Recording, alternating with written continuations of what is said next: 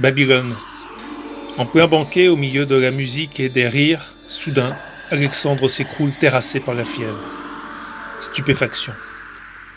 À la seconde où il s'effondre, ses lieutenants, qui l'instant d'avant étaient encore comme frères, déjà, intriguent pour savoir qui héritera de l'Empire. Je lis les romans de Laurent Godet depuis une vingtaine d'années et nous nous connaissons depuis un peu plus de 10 ans.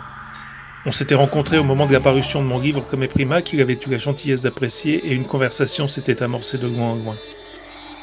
Le fait que nos vies respectives soient fortement liées au théâtre et à l'Italie a nourri nos discussions jusqu'à ce que l'envie de partager un livre ensemble devienne une évidence. Après plusieurs pistes envisagées, j'avais finalement suggéré qu'on ne parle ni d'Italie ni de théâtre, mais que je m'embarque sur l'adaptation de son roman Pour seul cortège. Récit ample, épique et intime à la fois qui fait magistralement s'entremêler le chuchotement des voix intérieures et le fracas des grands espaces. Pas un récit historique, mais plutôt un long poème épique, à mi-chemin entre la tragédie antique et le péplum cinématographique.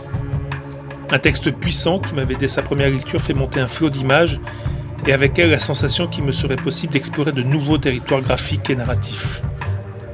Que les mots de Laurent viendraient rebattre les cartes de mon propre vocabulaire et l'enrichir. Bref, d'aller voir chez lui si j'y étais un peu. J'ai donc commencé à travailler à ce livre il y a un peu plus de 5 ans. Encre, aquarelle, dessin au trait, peinture, formats divers d'une scène à l'autre.